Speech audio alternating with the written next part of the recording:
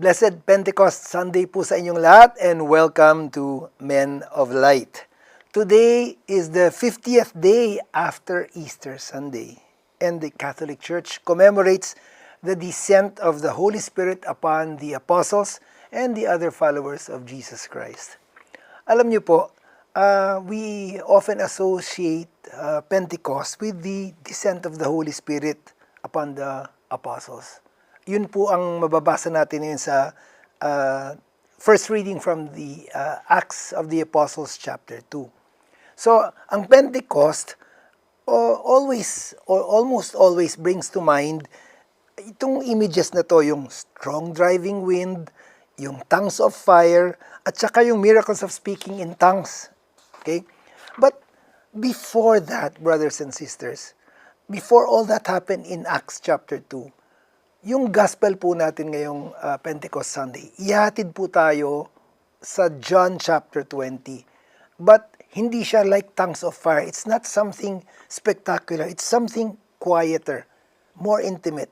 At ang makikita natin mamaya kapag binasa po natin yung gospel at napag-usapan po natin yung gospel, ito yung the risen Jesus comes into a locked room and then he stands among his fearful disciples, and then, ito yung difference. Instead of a strong driving wind, he breathes on them, saying, "Receive the Holy Spirit." So, ang nakikita po natin, or makikita natin rather, are two contrasting scenes. Sa Acts chapter 2, sa first reading, it's something dramatic. Strong driving wind and the tongues of fire. But in John chapter 20 from the Gospel, we will see something quiet, like a breath of air. At eto pa, brothers and sisters, in the gospel, the disciples are afraid and hiding behind locked doors. Pero pagdating sa Acts chapter 2, that same fearful community is no longer silent, no longer hiding behind locked doors. Rather, they are filled with the Holy Spirit, and now they speak boldly as the Spirit enabled them. These two contrasting narratives from Acts chapter 2 and John 20 will help us see that Pentecost is not only about noise or fire or extraordinary manifestations. Pentecost is also about entering. Jesus or the Holy Spirit entering, and then Jesus filling, and then Jesus or the Holy Spirit enabling.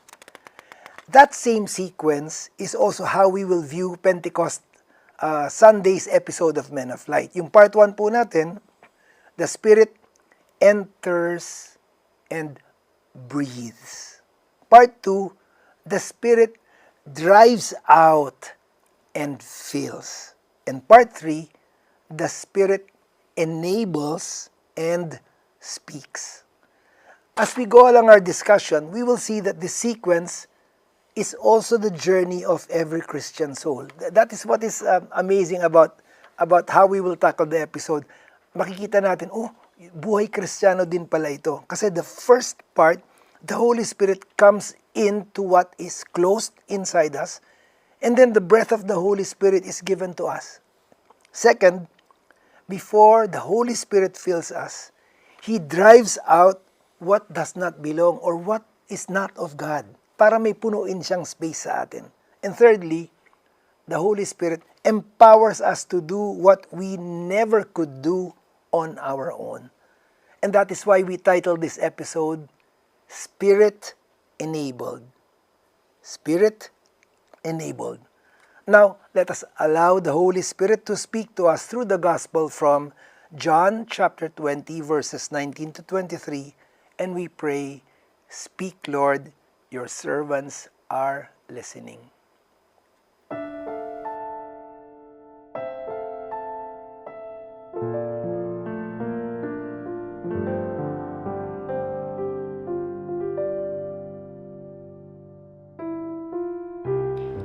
Pagbasa mula sa Ebanghelyo ayon kay San Juan. Kinagabihan ng linggo ding iyon, ang mga alagad ay nagkakatipon. Nakapinid ang mga pinto ng bahay na kanilang pinagtitipunan dahil sa takot nila sa mga Hudyo. Dumating si Jesus at tumayo sa gitna nila. "Sumainyo ang kapayapaan," sabi niya.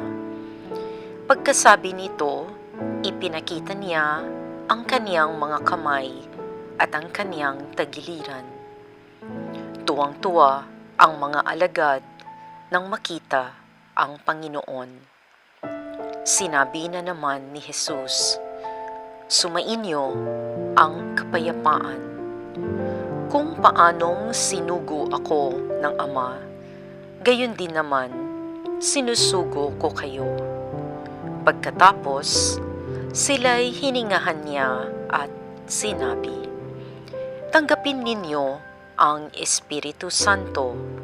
Ang patawarin ninyo sa kanilang mga kasalanan ay pinatawad na nga. Ang hindi ninyo patawarin ay hindi nga pinatawad." Ang mabuting balita ng Panginoon.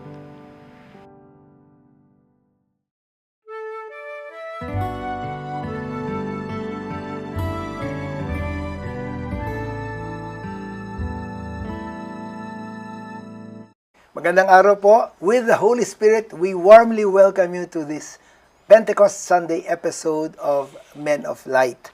Ako po si Bong Roque, kasama nyo for the anchoring host. At welcome din po sa set, magandang set namin sa Men of Light, care of Among John Bartolome, ang aming direktor. Joey Rosario Mercado po. Kumusta po kayo? Father Edwin Bilay po, mula sa Diocese ng Cabanatuan. Yan. Thank you, Judge Jovay and Father Edwin, for joining us in this episode. Baka hindi nyo po napapansin na iba po yung set namin ngayon kasi madalas po naka-zoom kami. Pero ngayon, ito pong beautiful set na to na nakikita nyo is courtesy of our director and artist. Ang dami niyang papel sa buhay, pero kasama po itong magandang set na to. So, thank you to Among John Bartolome, our director and set designer, for doing this. And for this Sunday episode of Men of Light, ang title po namin ay Spirit-Enabled. Spirit-Enabled. Now, sa part 1, ang title po namin, or rather, ang subtitle namin is The Holy Spirit Enters and breathes. Ang basis po namin dito yung sa John 20, kasi nga sabi ko kanina sa intro, kung mapapansin ninyo, ang image na agad pumapasok sa atin kapag Pentecost Sunday, yung wow, strong driving wind and then the Holy Spirit descending upon the disciples like tongues of fire. Pero we start with the gospel from John chapter 20. And imagine that scene in that locked room. The disciples are gathered, not only gathered, gathered in fear, because their hope for a Messiah who will save them has suddenly been shattered. So, maintindihan natin yung takot nila. And with their future uncertain, they no longer know where to go from there. And this is where Jesus meets the disciples. Gustong-gusto ko po yung phrase na yon. God meets us where we are. It was in this tense situation inside that locked room that Jesus met the disciples. Note, brothers and sisters, that Jesus did not ask them to, "Oy, ayusin niyo muna yung sarili niyo bago ako pumasok sa kwarto. Kailangan maayos muna kayo." No, no, no. He comes into what is locked, what is fearful, and what is closed off. He enters and meets them where they are. In the midst of the fears, anong sinabi ni Jesus sa kanila? "Peace be with you." And then, He breathed on them and said to them, "Receive the Holy Spirit." He breathed on them. Isn't that a beautiful image? Yes, indeed, son. Ako, ang image ko po dito sa first part natin ay yung Divine Mercy. Okay. Yung image ni Jesus as Divine Mercy.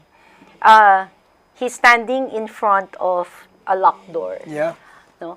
So, parang yung image na pinake mo kanina, ito siya. Yeah. Oo, ito yung Panginoon, walang hanggang, mercy, Habag. awa at habag. Habag, yeah. As you said, he did not reprimand despite what happened before this day. No? He did not reprimand. He did not also even ask, di ba? Na, do you want me to come here or Yes. do you want me to come in? He was Yes, there, yes. all forgiving, all forgetting, then dispelling their fears and anxieties by saying, peace be with you. Yeah. Oo, sumainyo ang kapayapaan. Yung locked door dito, sa tingin ko, parang rini-represent niya yung human heart na nakasara siya, nakapinid dahil sa napakadaming anxiety, fear, lahat-lahat na ng mga challenges na nangyari nung araw na yon. At yung ngayon na present, no? Kaya lang nandyan ang Panginoon. Oo, ever ready to enter even without you asking for it, no? To calm, kumbaga, the storm and tell you, here I am. Amen. Yung sa akin naman, yung disciples in locked doors. Kapag ka kasi tayo takot, hindi maganda yung hininga natin eh. No? Yung palpitation ka, di ba? Yes. Right, At tapos kapag ka takot o kaya ikay may pighati, ganoon din eh. Parang hindi normal yung iyong paghinga. Right. At si Jesus, para bang, kumbaga sa military, sinasabihin tayo, at ease, no? Di ba kung minsan, yung tigas pahinga, yan. Yeah. Yeah. Sa ano yan, order yun sa Yeah. mga komandante. Parang, sabi mo nga, pinapapayapa tayo at ease, no? Wag kayong matakot, no? Peace tayo. At ang dala ko ay espiritu, bagong hininga, no? Kaya palitan natin itong inyong parang palpitation, ano? Right. Breathe normal, no? Breathe in peace, no? Kaysa dun sa ikaw ay takot o lungkot o ano man, ano? Okay tayo, no? Yeah. We are at peace, no? Amen. Be at peace. Yun ang kanyang... Ang ganda nung pinag-usapan natin yung word na the Spirit, the Jesus breathed on them, not only peace, but sabi niya, receive the Holy Spirit. Yung breath na to Father Edwin and Judge Jovite, naalala ko, pag nababanggit yung breath, balik ng balik sa akin yung Genesis. Kasi that's how man was formed, Yes. by the breath of God. Sa gospel naman, it's the risen Christ who breathes new life into the frightened disciples. So, he's like, kung sa Genesis may creation, sa Pentecost may recreation, but the same breath, the breath of God. So, ang breath ng ang Panginoon, kaya napaka-significant, is a breath of creation and a breath of recreation. Kasi kung minsan pag yung tao is experiencing anxiety Yeah. or fear, or may tendency siya na mag-close off. Kasi yung parang human reaction yata yun when you tend to protect yourself from more anxiety, from more fear, from more challenges, Yeah. no? Yeah. You tend to close off so you don't get hurt anymore. Nga. Parang naiintindihan ni Jesus yun eh. Kasi whether you like it or not, He will enter a locked door, no? Whether you like it or not, He will enter the locked door of your heart, no? Precisely to heal you, no? Not to create more chaos na nararamdaman mo, but to heal you and give you peace. So that you function again. Kasi parang may konting parang natikadya ka eh. Parang medyo na, irregular breathing. oo. breathing. Para bang yung practice yung breathing pag mataas ang blood pressure mo. Medyo breathe with me. Oo, breathe with Doon sa, ewan ko kung sa barangay lang namin yan, pero ang tawag sa amin, kapag kayong isang tao, nahawaan na ng hindi magandang ugali, sinasabihin, nahingahan ka na nung uncle mo. Oh. Ibig sabihin, naihawa ka na, no? Nahingahan ka na. Yan, ikaw sugarol na rin, ano? O kaya ikaw manginginom na rin. No? Siguro nga, as we breathe, as God breathes on us, no? Yun ang gusto niya, mahawa tayo sa Kanya. No? Yung divine breath na ito na we share in His holiness, in His meekness, ano? Kaya siguro ang paanyaya nga niya, come to me, di ba? Yeah. Learn from me, no? I am meek and humble of heart, no? yeah. Kasi gusto niya na tayong hingahan, no? Ganda. Gusto niya na tayong ihawa doon sa kanya, no? Beautiful, beautiful. Alam niyo po, kung susumahin po natin lahat ng pinag-usapan namin ni Judge at saka ni Father Edwin, the Spirit does not enter our lives merely to, like, sige nga, pasok nga ako and let me pay a visit. No, He does not come only to comfort also for a moment. No, kapag dumating siya, once He enters, He begins to do something deeper. He does not only speak peace, He also breathes the Holy Spirit. And when we receive the breath of the Holy Spirit, something in us changes. A space in us is cleared, and something in us that is not of God is driven out. That is what we will discuss in part 2. Babalik po kami sa Men of Light.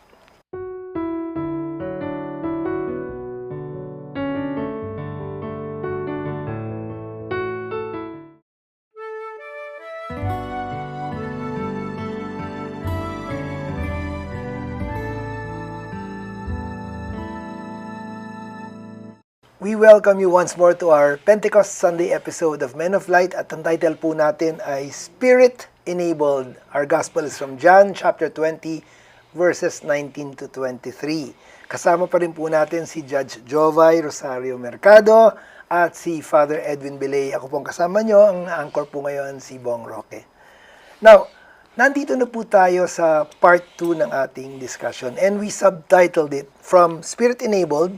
Ang subtitle po namin sa part 2 is The Holy Spirit Drives Out and Fills. Ang magiging basehan po namin sa part 2 na to ay yung first reading from Acts chapter 2. And we encourage you not only to read the gospel or sabayan niyo si Judge Jovay na habang binabasa niyo yung gospel, pero pag may panahon po kayo, sana po talaga mabasa niyo yung first reading at saka yung responsorial psalm. Kasi makikita niyo, nakadugtong po yung readings natin sa buong theme ng ating Pentecost Sunday. Anyway, in Acts chapter 2, which is the first reading, we are told that the disciples were all filled with the Holy Spirit.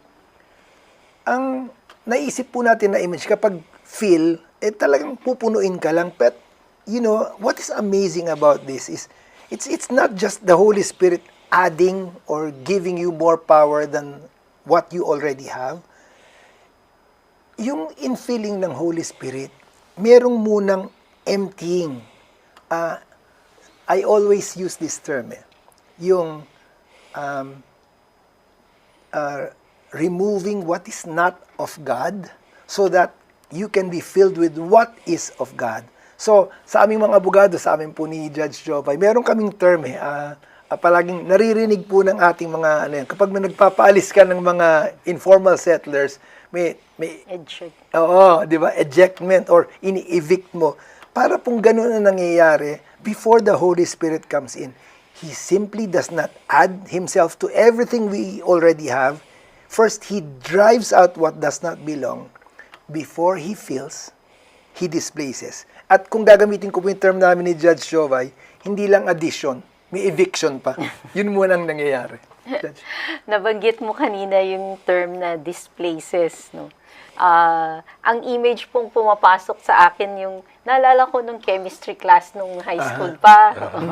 Mga 2 years ago. I wish. 2 years after retirement. Alright. So, nung chemistry class, meron po tayong test tube. Tapos, kung nagme-measure tayo, meron niyang water. Tapos, kung i-measure mo kung ilan yon, maglalagay ka ng something solid to displace the water and to measure it.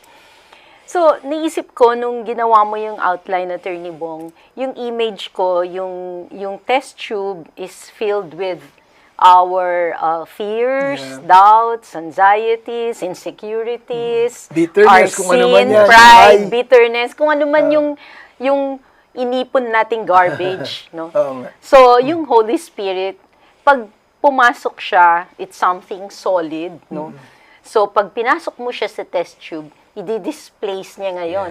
Ganda. Tatanggalin niya, i-empty niya yung sarili mo, your heart, of all of those Beautiful. things, of all of those negatives, and replace it with something positive. Beautiful. It will fill you with the life, vibrant life of God, no? Yung buhay mo, empty niya, tapos if you feel niya ngayon at magiging vibrant ka uli. How beautiful. Yung image ko naman, sinimulan niya, may image din ako. Oh, sige na. Sige na. Gusto ko yan. marinig yan. Gusto ko yung mga images. High school din ba yan? Mga 2 years ago Hindi din eh. yung father. Hindi ako doktor, pero alam ko ito nangyayari sa dialysis. Okay po. Ah, Dahil yes. yung dugo ay hindi na nga tama at makakalason. Ano? Just like what my mom is. Pinapalitan ito at pinadadaan doon sa makina para linisin. No? Para muling makapag-function yung tao. Kasi kung hindi, yung dugong dumadaloy doon sa tao ay lalasunin at Yes. lalasunin siya. No? Parang siguro, ito rin, kung dadagdag ko rin yun, ito rin yung pinapalitan ng mga values natin o siguro ay ugali. Halimbawa, sabi nga, if lust dies in you, chastity is born. Di ba? If yung galit, yun ang nasa iyo, palitan mo ng meekness, no? Ito yung sisilang pagka pinatay mo yun. Parang may kapalit yung Ganda. yung discipline mo na halimbawa ay ikaw ay tamad, patayin mo yung katamaran, sisipag ka, no? Yun yung parang magkadugtong na sabi mo nga eviction at saka filling up. Oo. At babalik ko muna kay Judge Joe. Kasi kanina sinasabi mo yung dialysis. Relate si Judge Joe. You were about Kasi to po, say something. kasi nagda-dialysis po si Mommy, kaya every time, ganun yung nangyayari sa kanya, naka-measure yung water niya, lahat. Tapos, tatanggalin lahat ng dialysis na process, yung impurities, tanggalin yung water na hindi na-displace ng kidneys. Yeah. Kasi the kidneys cannot do their function anymore. Yeah. So, napakaganda pong image Ganda. nun. Ako rin, no? gusto ko yun. Oo, napakagandang image. hindi lang- Kasi, lilinisin niya eh. Correct, Oo, correct. lilinisin Pero niya. hindi lang, ang ganda nga nung, gusto ko yun. Pero hindi lang physical eh. From a spiritual vantage point, nabanggit na rin ni Judge Jovay kanina, ang daming nakakapuno sa puso natin eh. Resentment. Di ba? Self-reliance. Yung kaya ko to, ako lang mag-isa, okay na ako. Di ba? Or old wounds that we refuse to surrender. Lahat ito, nakakapuno eh. Kaya nung sinasabi natin yung image ng dialysis kanina, it's so beautiful because truth is, we are so full of the wrong things. And I always say this, things that are not of God. But the Holy Spirit, pag ganun tayo kapuno, He has no space to fill us with His presence. Ano pang, kung puno ka na, ano pang lugar niya? Wala na. So if you want the Holy Spirit to fill you, something has to be emptied out. You have to make room for His infilling. And that's what happens when the Holy Spirit comes in. Natutuwa ako dun sa nabanggit ni Father Edwin kanina, yung anger. Kasi may nabasa ako. Ang sabi niya, there's some people who are always angry.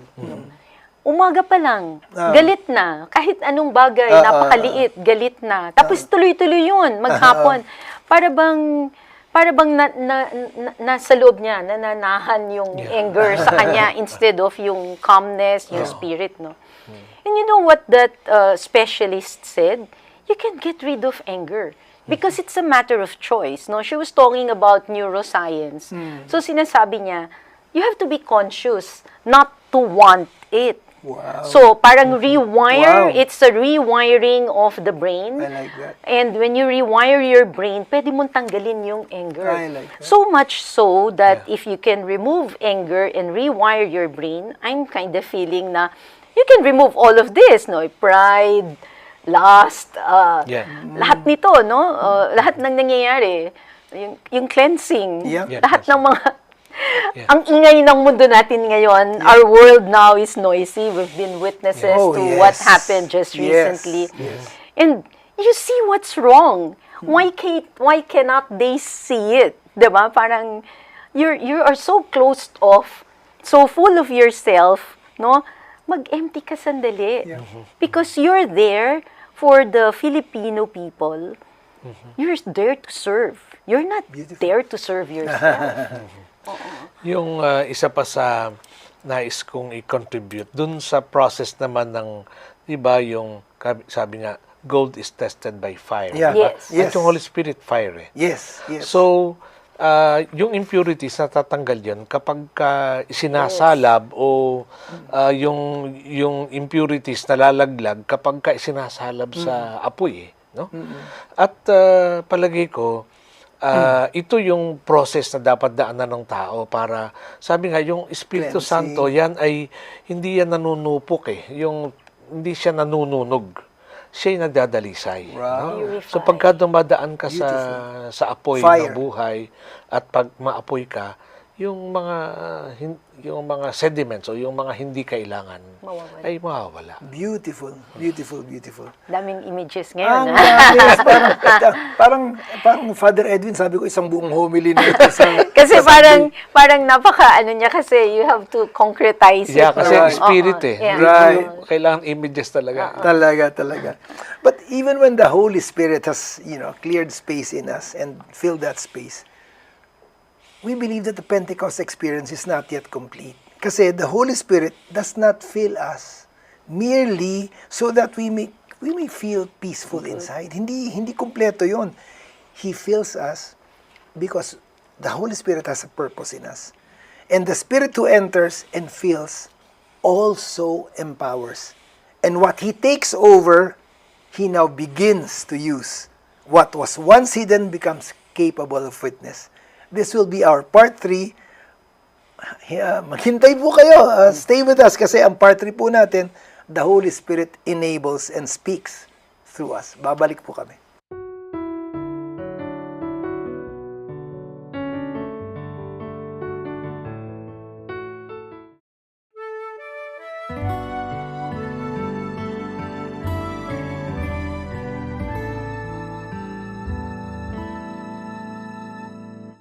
Nandito na po tayo sa part 3 ng ating Pentecost Sunday episode of Men of Light. And for this part 3, we subtitled it, The Holy Spirit Enables and Speaks.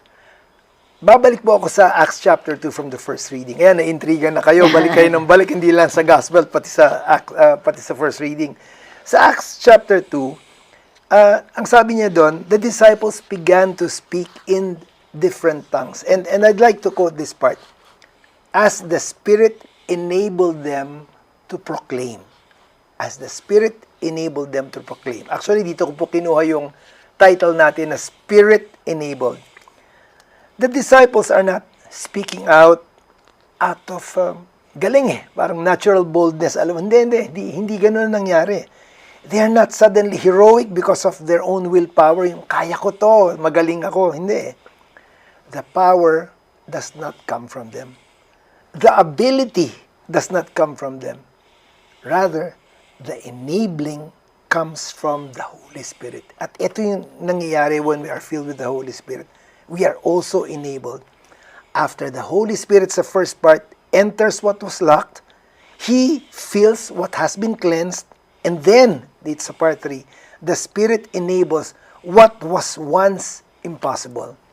He enables, sabi nga ni Judge Jovay kanina, yung mga fears, He enables frightened people to become witnesses all of a sudden. Weaknesses, He enables weaknesses to become courage. He enables ordinary men to do extraordinary things for the kingdom of God. That is the power of the Holy Spirit. Napakaganda naman. Oo. The end. So, naisip ko lang pong i-contribute after all that has been said. You have to yield the driver's seat. Oh, beautiful. You have to yield the driver's seat to the Holy Spirit. You have been filled, trust that your way will be as the Holy Spirit directs you. Yep. Kasi kung minsan po, sasabihin natin, punong-puno ka ng Holy Spirit, pero pinipilit mo yung sayo. Yeah, So, yeah. may resistance, di ba? May resistance. Gusto mo na, I'm filled with the Holy Spirit, pero dito tayo pumunta, Holy Spirit, ha? Hindi po pwede. marunong ka pa kay Holy Oh, Spirit. kaya nga. You have to yield the driver's seat for I the like Holy that. Spirit to do its I like work. that.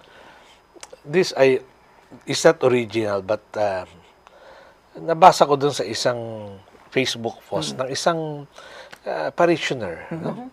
Sabi niya, ang ganda pala ng katotohanan ng Holy Spirit, sabi niya.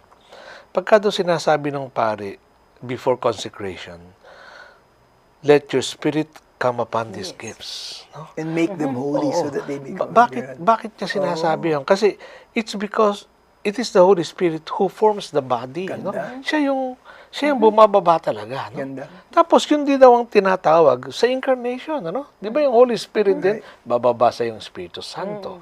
He forms the body of Christ in the womb of Mary. And then do sa sacraments, ano? Sa baptism, lalo na sa confirmation. It's the Holy Spirit that we call on, no? To make this the soldier of Christ, no? Yung kukumpilan. Yung isa, the child of God. At sa Eucharist, siya pa rin, ano? Yung bubuo sa simbahan, ang Holy Spirit ang tinatawagan. Because the Holy Spirit forms the body, no? Yun yung parang kanyang nadinig daw niya yun sa isang homily ng isang pari. So pero ang ganda nung kanyang decoding, ano? Yun ang kanyang decoding. Yeah. So, kami po dito sa Men of Light nila Judge Jovay at saka ni Father Edwin. Meron po kaming biro dito eh. Akala nyo po we come into the taping like this and each episode of Men of Light na preparado. Hindi po. Minsan may mga takot din kami parang sandali. Hindi yata ako handa rito. Ang biro namin nila Judge Jovay at saka nila Father Edwin at saka yung mga kasama namin parang bahala na si Holy Spirit. Yan po yung aming standing biro namin yan. Bahala na si Holy Spirit. But that phrase, bahala si Holy Spirit, I can relate that to what Judge Jovay was saying a while ago. You yield to the Holy Spirit. Hindi ikaw. Hindi ikaw yung bida rito. At and from, kung ibababa ko ng konti yung in real life experience, when the Spirit enables us, it means I can forgive even when it is difficult. It means I can speak the truth even when fear tells me, oy, tahimik ka lang, huwag ka na maingay, baka magkagulo pa, huwag ka na makisaw-saw pa dyan, di ba? And that means I can also, by the power of the Holy Spirit, who enables me, I can endure what I can normally give up. Yes. Di ba? And then, it means, ito pa, I can love beyond my natural capacity. Yes. Yeah. Only the Holy Spirit can do that. Yes. I agree. I concur. Ang hirap kaya nun kung tayo lang. May isang image pa ako bago ko balik kay Judge Jovay, yung floor. Yung sinasabi ka ni Judge Jovay na, alam mo, sinasabi mo, filled with the Holy Spirit ka, pero parang mas magaling ka pa kay Holy Spirit. Image ko doon, Judge, parang tag-o-war. Parang tag-o-war na, sige nga, Holy Spirit, ikaw nang bahala. Sige, enable mo na ako. Pero sandali lang. Hihila ka pa. Hila ka muna, sandali lang. Baka mas maganda ko ito gagawin natin. Marunong ka pa sa Holy Spirit. Parang ang nakikita-go-war kay Holy Spirit si Satanas. Oo. Palagi kong sinasabihan yung estudyante ko because it was my experience and I'm sure it was your experience. Yeah. Na before you study, you invoke the Holy Spirit to help you because it's simply too much. It's simply a lot, no? Sa law school. Ang daming kailangang aralin. Correct. Masungit pang teacher mo. Tapos, Hindi ikaw yun.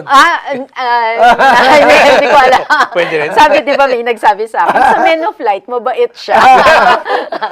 Meaning sa labas. So, you invoke the Holy Spirit. Kasi, without the Holy Spirit, you cannot do it on your own. Paulit-ulit kong sinasabi yung experience ko na nangyari sa akin sa taxation nung bar. Diba? Hawak ko talaga yung rosaryo ko. Hindi po ako talaga tatayo dito hanggang wala akong naisulat dito. At meron, dahil binigay ng Holy Spirit. So, talagang hindi po pwede nang hindi niyo hingi ng kanyang tulong and to seed control. Alam nyo, hindi lang yan sa law school. Sa amin din mga pare. Palagi ko, ako, si Among Jan, si Father Deo, si Cardinal Ambo, pare-pareho yung karanasan na yun na magpe-prepare ka ng homily. Siyempre, susulat mo yan, magdadasal ka. Pero sa delivery mo, nakakamangha na iba. No? So, alam mo na hindi ikaw Ikaw, yun. tama. Alam mo na hindi ikaw yun. Minsan ganito pa. Di pagkatapos ng homily, sabi ko, mukhang hindi maganda yung homily ko. Tapos may lalapit siya, Father, ang ganda ganda ng na." homily mo. So, sabi ko, Right. hindi ako yun, dahil hindi ako satisfied eh. Pero siya, satisfied siya, tuntua siya. Sabi ko, saan kaya galing yun? Kaya- So, Holy Spirit talaga Kaya yun. po palagi kong sinasabi na amaze ako dito sa Men of Light experience. Kasi we're reflecting on the gospel, and the gospel is pare-pareho lang every 3 years, no? Right. Dahil Right. yung cycle natin, no? And yet, we've been doing this for more than 20 years. Yeah. And iba-iba naman ang Iba-iba. reflection. Yeah. So, talagang ang Holy Spirit ang bahala sa atin. Kung hindi po kayo naniniwala, yun po ang milagro ng Holy Spirit. Yung kabaligtaran I mean, diba? nun, kabaligtaran nun, Judge and Father Edwin, pag naman masyado kang bilib sa sarili mo, Wag naman yung overconfidence. Hindi Di ba? sa'yo yan. Hindi Di ba? Parang hindi Huwag mo sa'yo yan. tuksohin yung Espiritu Santo. Na ikaw na bahala. Mahirap yun eh. Totoo. Baka naman masyadong Pinasa mo lahat. pinasa mo lahat Todo kay pasa, Holy todo Spirit. pasa. Pero ngayon sinasabi po ni Judge Jova yung experience namin dito, parang, nga, paulit-ulit naman na yun naman ang gospel, ABC cycle lang naman yan. Pagkatapos no, ulit na naman, ano? But Men of Light, we just yield to the Holy Spirit. Kami, we do the talking, the Holy Spirit does the touching. Yes. Yun ang nangyayari. Now that we know the Pentecost experience, what Pentecost experience mean, we may do well to ask ourselves, brothers and sisters, not just, have I received the Holy Spirit? Kasi lahat naman tayo eh. Receive natin. We receive the Holy Spirit. But the question should be this: is the enabling of the Holy Spirit seen in my life, in my thoughts, in my words, in my deeds? Dapat nakita yun sa buhay natin. At yun ang makita na transformation sa buhay natin. Hindi lang spirit na sinasabong kiniklaim mo lang na nasa akin, but the Spirit alive in our lives because we are Spirit-enabled. So, that caps our discussion for Pentecost Sunday. Pero wag po kayong aalis, babalik pa po kami with our YouTube and Facebook messages, the birthday greetings, and also the final prayer of Father Edwin Belay.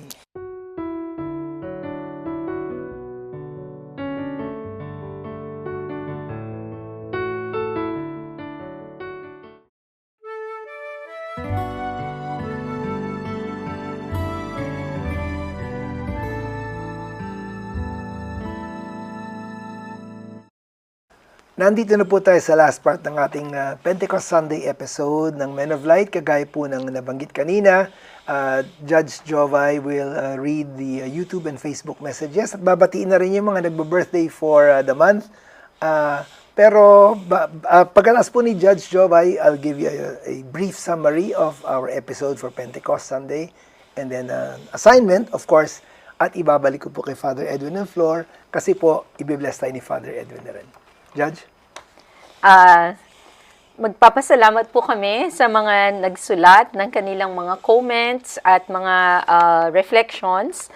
At sila po ay sina Edgar Yap, Elizabeth Coraming, Esther Abgao Estrebor, Dora Lopez, Rosalinda Luna, si Dennis Carpio, nagsulat siya. No?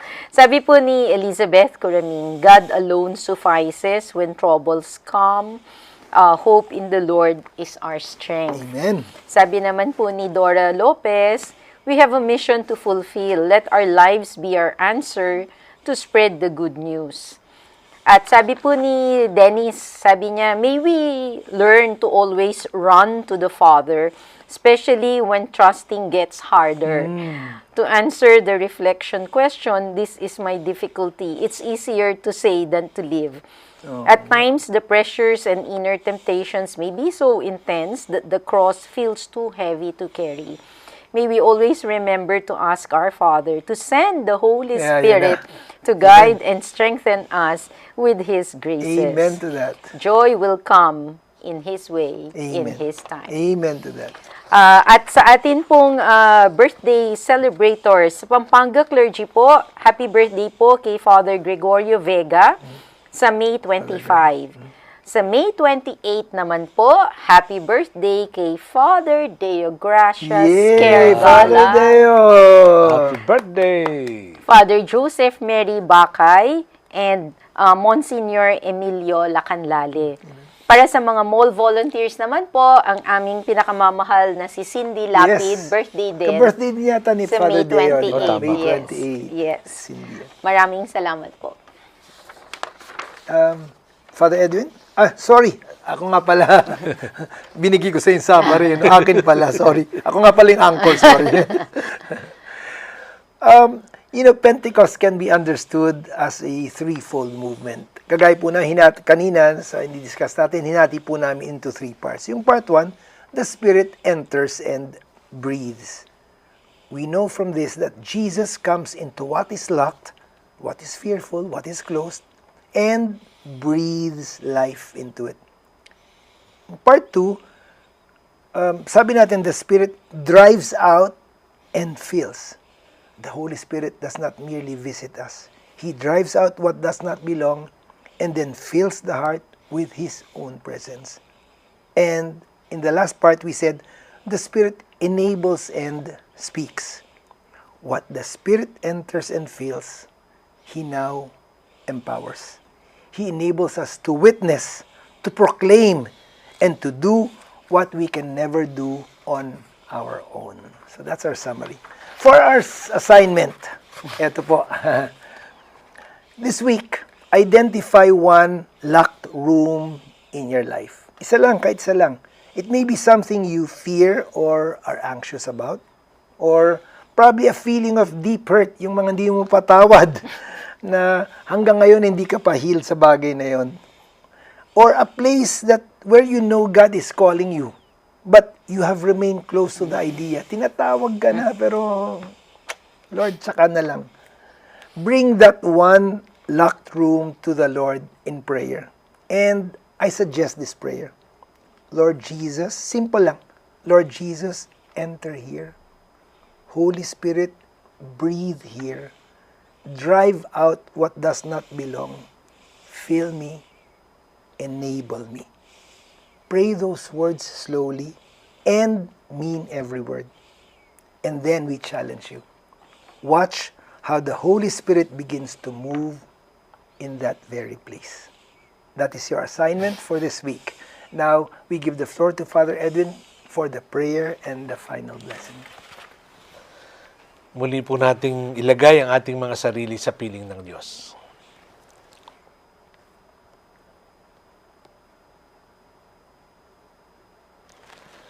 Sa ngalan ng Ama, at ng Anak, at ng Espiritu Santo. Amen. Amen. Lord, sa gabing nakapinid sa silid ang mga alagad, hindi mo sila pinanatili sa kanilang takot at pighati. Pumasok ka sa gitna ng kanilang pangamba. Tumayo ka sa gitna ng kanilang pagkagupo. At hiningihan mo sila ng banal na Espiritu. Marami ring nakapinid na silid sa puso namin. Isinara dahil sa mga sugat, dahil sa kabiguan, dahil sa pagod at takot na masaktan uli. May mga ngiti kaming ipinapakita pero may lungkot na ikinukubli. May pananampalataya kaming gustong isuko sa iyo pero may mga pusong hirap magtiwala. Ngayong Pentecostes, pumasok ka po sa loob namin.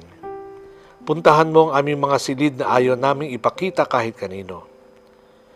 Hingahan mo kami ng bagong buhay sa mga silid na pagod at pagal na sa pakikihamok. Espiritu Santo, ikaw ay apoy na hindi tumutupok, ngunit nagpapadalisay. Itaboy mo ang mga takot namin na matagal nang naroon. Paalisin mo ang mga galit na tahimik naming kinikimkim. Lusawin mo ang kapalaluan namin na ayaw magpasakop sa iyo. Linisin mo kami, Lord, sapagkat hindi ka makakapanahan sa pusong nakapinid. Makakapanahan ka lamang sa mga pusong bukas. At kapag kami ay tunay ng tahanan ng iyong Espiritu, gawin mo kami mga taong may lakas magmahal, matapang magpatawad, at handang sumaksi sa iyo. Amen. Banal na Espiritu, puspusin mo kami ng iyong pananatili. Kapag mahina kami, ikaw ang aming maging lakas ng loob. Kapag napipipi kami, ikaw nawa ang aming maging tinig. Kapag gusto na naming sumuko, paningasin, paapuyin mo kaming muli. Tulungan mo kaming mamuhay na puspos ng Espiritong Banal. Amen. Hindi dahil malakas kami, kundi dahil nananahan ka sa amin. Hindi dahil kaya namin, kundi dahil ikaw ang kumikilos sa aming kalooban. At harinawa, Lord, ang bawat sugatang puso ay mahilom ng iyong Espiritu. Ang bawat takot at pangamba ay maging tahanan ng iyong lakas ng loob at kapayapaan. At ang bawat hininga ng aming buhay ay maging daluyan ng iyong pagmamahal. Amen. Amen. At sumainyo ang Panginoon. At At sumayin sumayin. niyo rin. At pagpalain kayo ng makapangyarihang Diyos, Ama, Anak, at Espiritu Santo. Amen. Amen. That prayer was spirit-filled. Maraming salamat, Father Edwin, and I praise God for you. Thank you po. Judge Jovay, your comments, your inputs are also spirit-inspired. Salamat, Holy Spirit. Salamat po. At dito po nagtatapos ang ating episode ng Pentecost Sunday. Ito po si Bong Roque. The Holy Spirit is in us, with us. Be blessed and be a blessing. Jovay Rosario Mercado po, be the salt of the earth and the light of the world. Father Edwin Bilay po, pahabol. Bethlehem is God with us, Calvary is God for us, and Pentecost is God in us. Amen. Salamat po.